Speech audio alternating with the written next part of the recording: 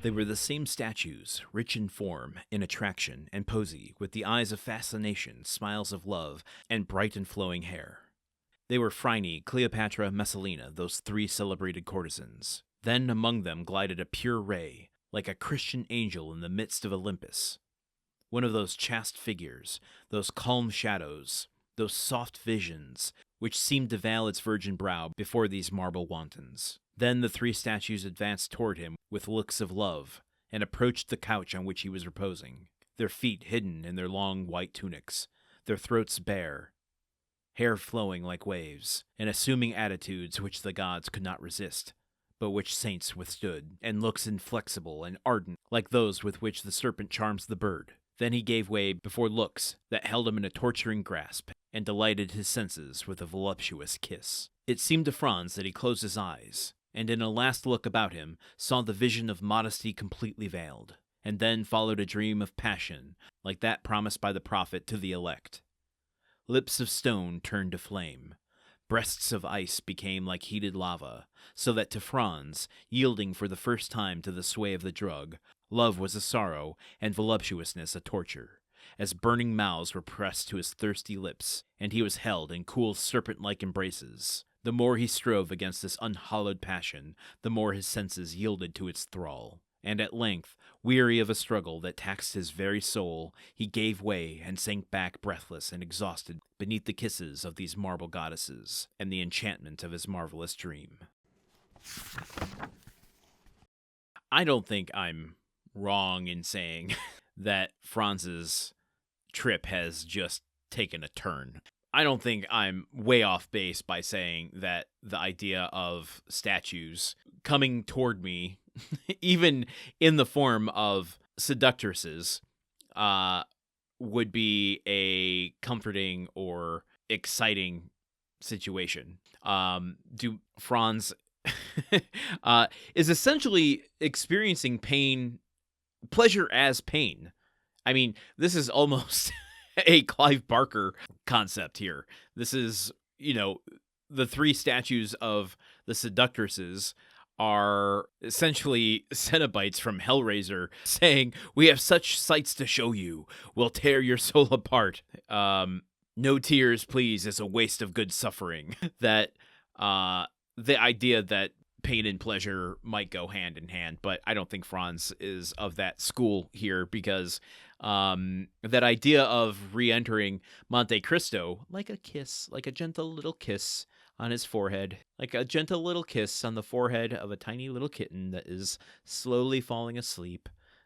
Suddenly, Franz, yielding for the first time to the sway of the drug, love was a sorrow and voluptuousness a torture, as burning mouths were pressed to his thirsty lips, and he was held in cool serpent-like embraces. I mean, to me, I don't know. I don't know how to paint a rosy picture out of that. This is the moment in the drug sequence of the movie when suddenly the person who has given you the drug transforms into the devil and starts laughing as you fall into the flaming pits of hell.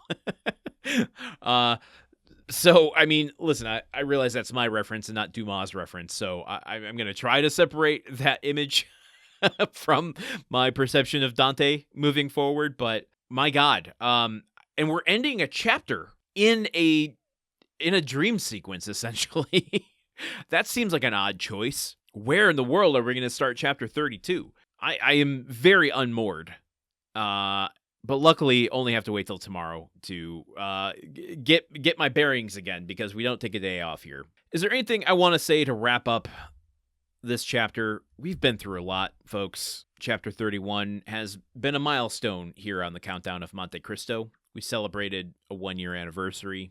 We hit the highest heights of our listenership so far. Welcome to all of you. I'm glad you're here. We talked about Auguste Mackay. We talked about the auteur theory, the dangers of it.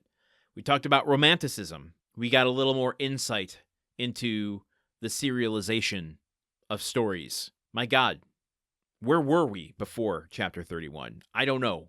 This has been life now. Life is only chapter 31.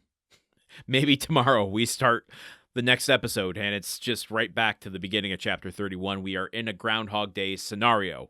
But I'm hoping the last couple chapters have felt like a pivot, and I'm ready to get going a bit more on a thread to follow. We were able to follow the thread of Morel through chapter 29 and 30, which felt like a tangent, because then we skipped ahead 8 years. Now we've got Dante cosplaying as Sinbad the Sailor. His wealth has acquired all of this stuff. It seems like he's starting a cult. I need something to hang on to for my own sanity and to provide you better entertainment, because I can't imagine listening to me speculate in every single episode is of that much value, which is why we went into so much research this chapter. So it's the end of the chapter. We're going to go right into 32 tomorrow, but since we're at the end, I will tell you, and I didn't mention this yesterday, one of the benefits you get by becoming a patron over at patreon.com/gruntworkpod, which is the podcast network that hosts the Countdown of Monte Cristo, you get story-only audio of each chapter as they're completed. So as of today, chapters 1 through 31 are now available in story-only audio files without my commentary, so you can just listen straight through like a traditional audiobook. You can get that for as little as $1 per month with no commitments. No commitments means you could pay $1 this month and get all 31 episodes and then cancel your subscription.